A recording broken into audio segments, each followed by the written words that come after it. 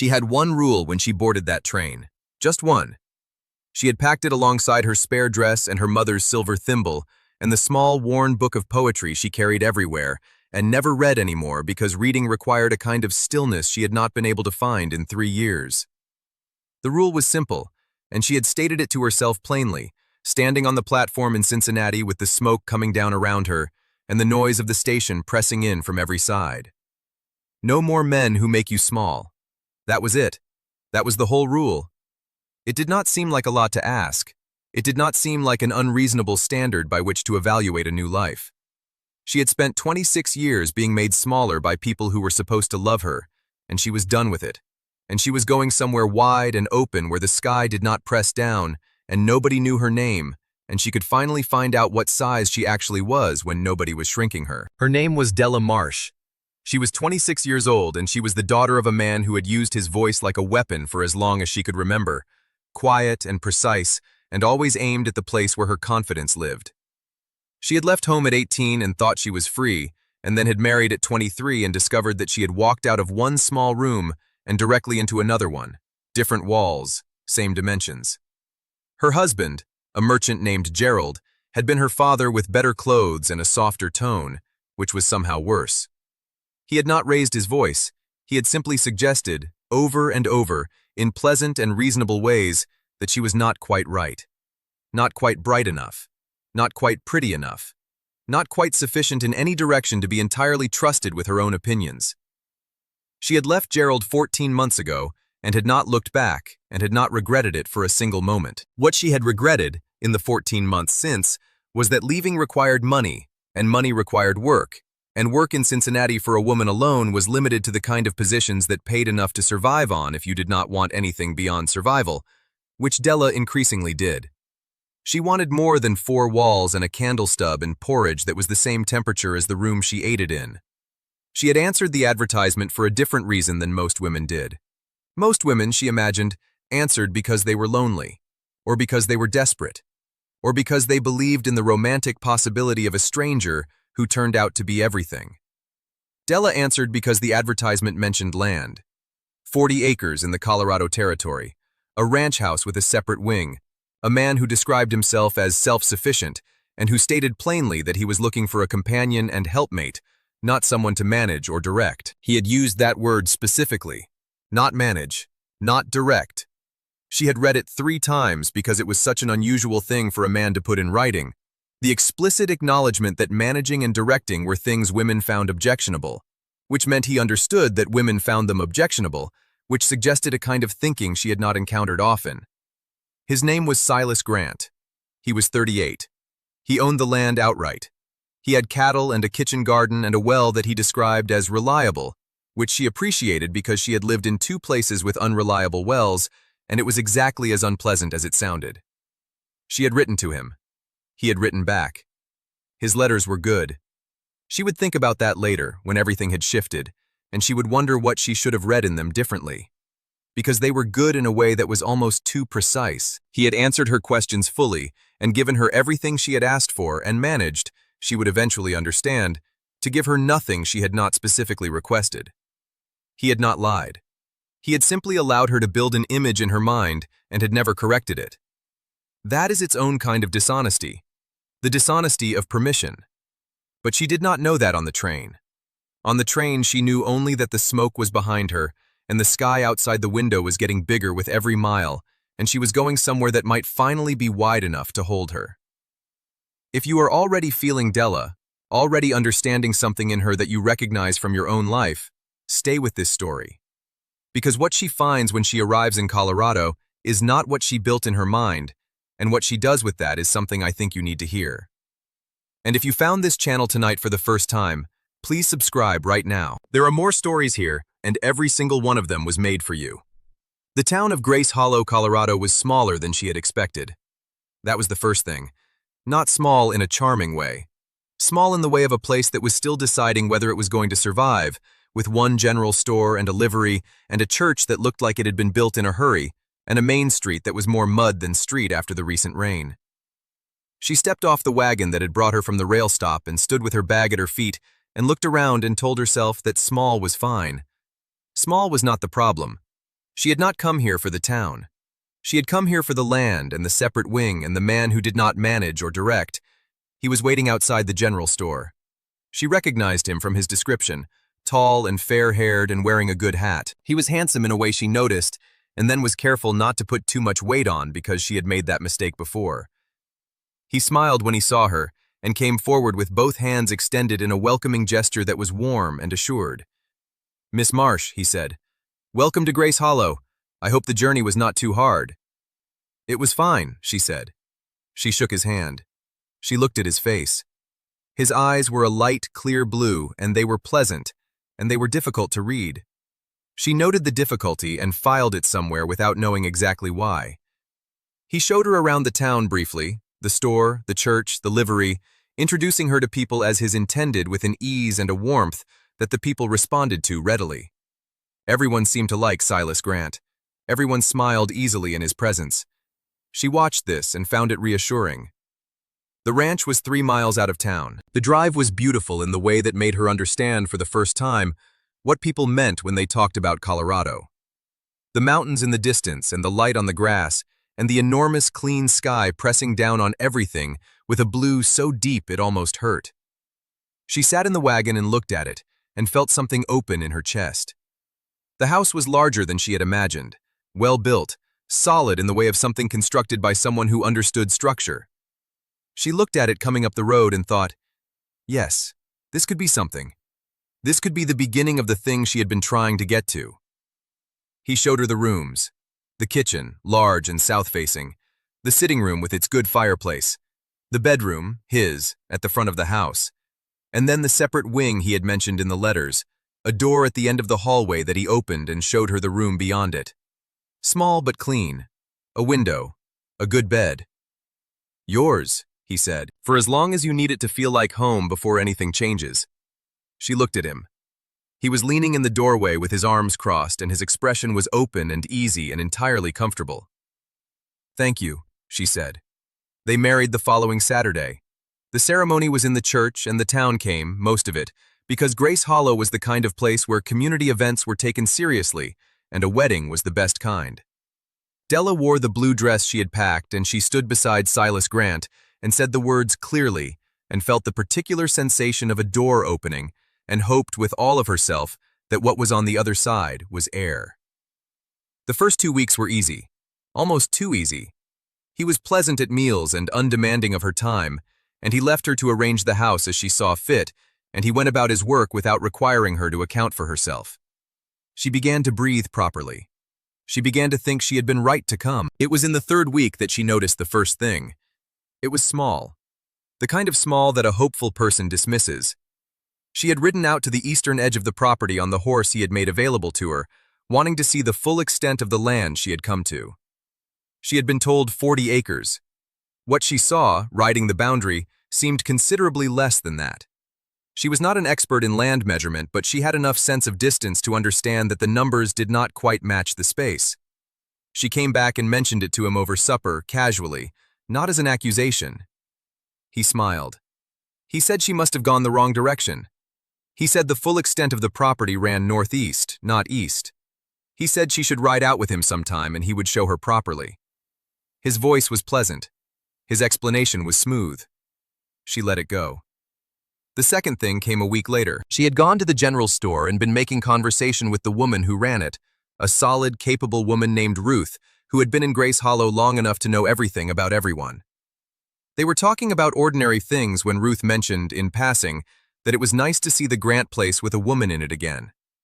Della looked at her. "Again?" she said. Ruth's expression shifted in the way of someone who has said something they did not intend to. "Well," she said carefully, "there was a woman. Some time back. A year or so past. I thought perhaps Silas had mentioned." "He did not," Della said. Ruth seemed to be choosing her words now with some care. "I am sure it will come up," she said. "It was all a long time ago." Della drove back to the ranch with a feeling in her stomach that she recognized. It was the specific sensation of the ground being less solid than it appeared. She had felt it before, in her father's house, in Gerald's house. It was the feeling of a thing that was not right and that you were being asked not to look at directly. She asked Silas that evening about the woman. He looked at her across the table with those clear, light eyes, and he was quiet for a moment. And then he said yes, there had been a woman. An arrangement that had not worked out.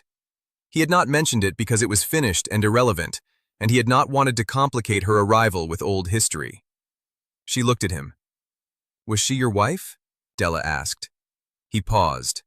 Just briefly, half a breath. A companion, he said. An arrangement, as I said. Nothing legal. She watched his face. She had spent enough years reading the faces of men who were giving her part of the truth that she had become very good at seeing the shape of what was missing. The shape of what was missing in Silas Grant's face right now was significant. All right, she said. She did not say she believed him. She said all right, which is a different thing, and he accepted it as the same, which told her something too. She began to pay attention differently after that. Not suspiciously, not loudly. She simply opened her eyes wider and let herself see what was there without deciding in advance what she was supposed to find. What she found came slowly and in pieces. The land really was less than 40 acres. She established this by asking careful questions of two different men in town who knew the property, framing it as a newcomer's curiosity about the territory. The Grant Ranch was closer to 25 acres than 40. Silas had described it as 40 in every letter. Either he could not measure or he had stretched the truth. The kitchen garden he had mentioned was there but had not been tended for well over a year, which did not match a description of a self-sufficient working ranch. And the cattle, which he had said numbered around 80 head, numbered by her count on a morning when she rode out early, closer to 35. None of these things were enormous on their own. A man could be imprecise about land. A garden could be neglected in a busy season. Numbers could be approximate. But they were all in the same direction. Everything he had represented was larger, more established, more solid than what was actually there. And that direction, that consistent pattern of everything being precisely as big as needed to attract a wife and no bigger, was not imprecision. It was design. She sat with this knowledge for 4 days without saying anything. She sat with it and thought about what it meant for her practically, now that she was here, and the papers were signed and the door behind her had legally closed. She thought about the separate wing and the window facing east and the mountains in the distance. She thought about the things that were real and the things that were not, and tried to determine whether the real things were enough. She thought about her rule, the one she had made on the platform in Cincinnati. No more men who make you small. He had not done that. She had to be honest with herself, even now. He had not raised his voice. He had not suggested she was insufficient. He had not been unkind in any way she could point to. What he had done was build a fiction and invite her into it and let her choose it freely without knowing the choice was made on false ground. That was not the same as what her father had done. It was not the same as Gerald. But it was also not nothing. On the 5th day, she came into the kitchen in the morning and sat down at the table and said, "I need you to tell me the truth about some things." He looked up from his coffee. He was very still for a moment in the way of a man deciding which way to move. She did not give him the chance to decide. She laid it out plainly and without anger, everything she had found, the acreage, the garden, the cattle numbers. She put it on the table between them like objects, and then she sat back and looked at him and waited. He was quiet for a long time. When he spoke, he did not make excuses.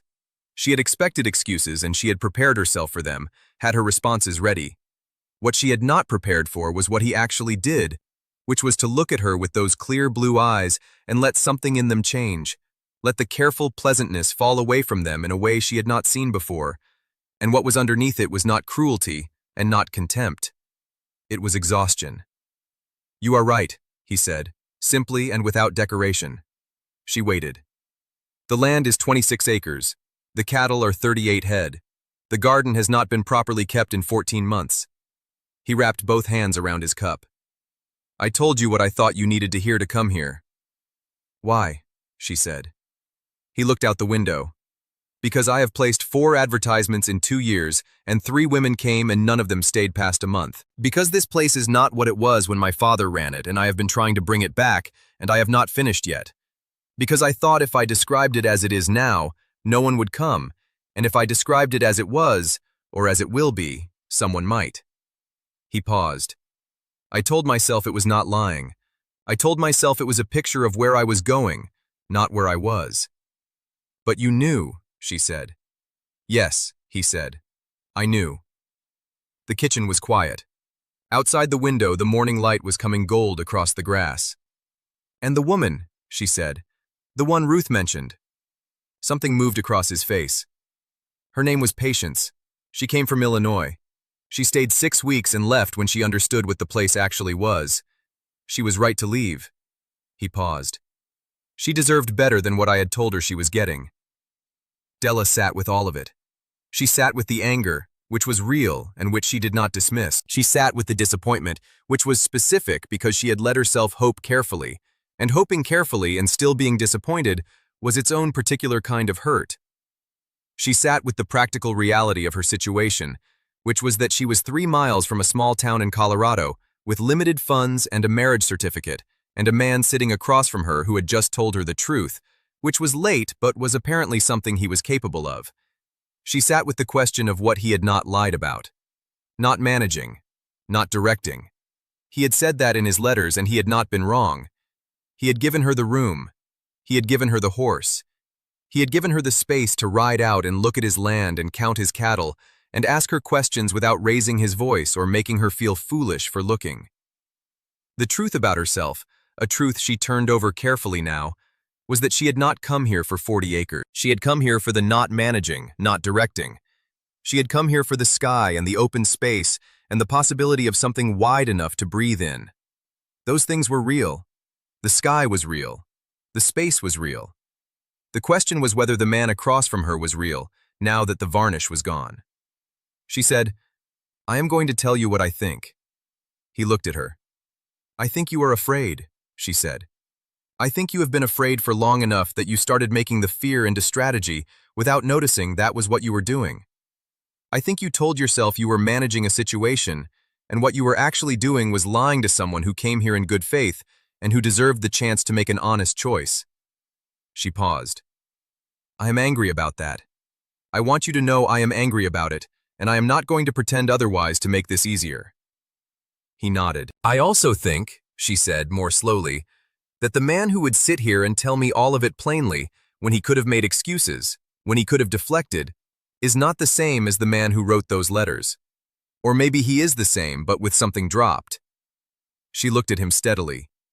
Which one are you actually? I cannot know yet, but I am willing to find out if you are willing to be honest from this point forward. Not selective, not strategic. Honest. He looked at her for a long moment. I can do that, he said. Then he added, I want to do that. It is exhausting the other way. Yes, she said. I imagine it is. They sat there for another while without speaking, and the morning light moved across the kitchen floor, and somewhere outside a bird started up and went quiet again. The garden, she said finally. Why has it not been kept? He looked slightly surprised at the shift. I have not had time. It is a 2-person job in planting season, and I have been managing alone. She nodded slowly. Show me what needs doing, she said. Today, show me the actual state of everything, not the 40-acre version, the real version, all of it. He looked at her like he was not entirely sure what she was offering. I came here to build something, she said. I came here because I was done being in small rooms and I wanted something real and wide and mine. I cannot build it on a false foundation. She held his gaze. But if the foundation is honest, even if it is smaller than I was told, I can build on honest ground. I have done harder things. He stood up. He got his hat from the hook by the door. He held the door open. She walked through it. He showed her everything. It took most of the day. He showed her the true property lines and where the fence needed repair. He showed her the cattle and told her what the herd had been and what had reduced it, and what it would take to bring it back. He showed her the garden in its neglected state and walked her through what it had grown in the good years. He showed her the places where the house needed work and the places that were solid, and he told her which was which without dressing either up. She walked beside him and asked questions, and he answered them, and by the end of the day she understood the ranch the way she had wanted to understand it from the beginning, clearly and without the gauze of someone else's wishful representation. It was less than she had been promised, but it was real. And real, she had discovered over 26 years, was always worth more than the alternative. The rebuilding was not fast, and it was not easy. But Della had not come to Colorado for easy. She came for wide, and she got it. The sky was exactly as enormous as it appeared. The work was harder than she had known work could be, and she found, to her own surprise, that she did not mind. She had a capacity for it that no one had ever thought to develop in her, because no one had ever thought she had it. Silas watched this with a quiet attention that shifted over the weeks and months from something that was still careful and still slightly managed into something more genuine. He stopped giving her the version of things he thought she wanted. He started giving her the actual things. And the actual things, delivered without gloss, turned out to be sufficient. More than sufficient. He was competent, and he was steady, and he had a particular dry humor that only appeared when he was relaxed, and she started looking forward to the moments it surfaced the way you look forward to something rare and worth waiting for. He fixed things without being asked. He noticed when she was tired and adjusted without making it into a conversation. He remembered small things she mentioned in passing, and they would appear, addressed, later, without announcement. He was, she found, genuinely not a managing or directing kind of man. That part of the letters had been true. One evening in October, almost 5 months after her arrival, she was in the garden that she had brought back from its abandoned state, pulling the last of the season's growth before the cold came in properly. He came and sat on the fence nearby and watched her work and did not offer to help because he had learned by now that she preferred to be asked if she wanted help rather than have it assumed. "You saved this garden," he said. "The garden was always here," she said. "It just needed attention." He was quiet for a moment. "I am going to say something, and I want you to let me say the whole thing before you respond." She sat back on her heels and looked up at him. "I know I started this wrong," he said. "I know the foundation was not honest, and I know what that cost you, and I am not going to minimize it by saying I meant well, because meaning well is not the same as doing right, and you know the difference better than anyone." He looked at his hands on the fence rail. "But I want you to know that what has been built on top of that bad foundation, the month since, the way you walk around this place like you know it because you do know it now, the way you talk to me like I am someone capable of being told the truth, which I had forgotten I was, the way you are right now with your hands in my grandfather's garden." He stopped. "It is the realest thing I have had in a long time, maybe ever. And I know I do not have the standing to ask you for anything more than what we have, but I wanted you to know." Della looked at him sitting on that fence in the October light, with his hat pushed back and his face doing the thing it had started doing recently, showing her what was actually there instead of what he had decided she should see. She thought about a rule she had made on a platform in Cincinnati. No more men who make you small. He had made her smaller once, before she arrived, with his constructed picture of a ranch that was larger than itself. But since the morning she had put everything on the table between them, not once. Not in 5 months of honest and occasionally difficult daily life had he made her smaller. He had made her larger. He had given her a horse and a garden and a sky and the radical experience of a man who told her the truth even when the truth was not flattering to him. She pulled off her gardening gloves and stood up and walked to the fence where he was sitting and looked up at him. "You have the standing," she said. "You have had it for a while. I was waiting to say so until I was certain." "Are you certain?" he said. "I would not have said so otherwise," she said. He climbed down from the fence. He stood in front of her and looked at her the way he had been looking at her for months without saying what it meant, like something he was afraid to reach for in case it was not real. She reached up and put her hand against his face. "It is real," she said quietly. "I am real. This is real." He put his arms around her and she let herself be held, and the Colorado sky went on enormous and blue and honest above them, and the mountains stood steady in the distance, and the garden she had brought back from neglect smelled of turned earth, and the last warmth of the season, and everything about it was exactly what it actually was, and not a single thing more. That was enough. That was more than enough. That was everything. The following spring, she planted the garden larger. She took out the southern fence and extended the rows by 30 feet and put in things she had never grown before, things that needed full sun and room. Silas built the new fence posts without being asked, and she planted around him while he worked, and they talked about things the way they had developed a habit of talking, easily and honestly, and without either of them deciding in advance where the conversation was allowed to go. In June, a letter came from Cincinnati. It was from her sister, the only member of her family she had kept a thread of connection with, and it said that her father was unwell and asked if Della intended to come. She sat with the letter for a day. Then she told Silas. She told him the whole of it, her father, Gerald, the years of being made into something smaller than herself. She told it plainly, and he listened the way he had learned to listen, completely, without filling the spaces. When she finished, he said, "What do you want to do? Not what should you do. Not what do I think you should do. What do you want to do?" She looked at him. "I want to write to my sister," she said. "I do not want to go back. There is nothing in Cincinnati that needs me the way this place does." She paused. "The way you do." He looked at her, and what was in his face was the look of a man who has been given something he knows he does not entirely deserve and intends to spend the rest of his life being worthy of it. "Then stay," he said. "I am not going anywhere," she said. She wrote the letter to her sister, and she planted the last row of the garden, and the summer came in wide and gold and honest, and the ranch that was 26 acres and 38 cattle and one neglected garden turned into the truest home she had ever stood in. Not because it was what she had been promised, because it was what it actually was. And she had learned, the hard way and the worthwhile way, that actual things held you in a way that promises never could. She had come here for freedom. She had not expected to find it in honesty. But that is where it had been all along.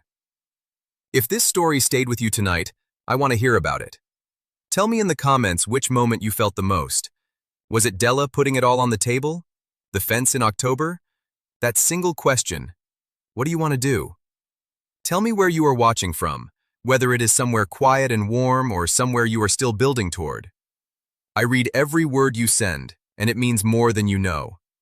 If you are not subscribed yet, please do that right now, because there are more stories here.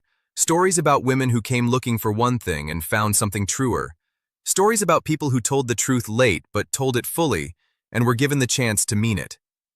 Come back soon. There is always a story here, and it is always waiting for you.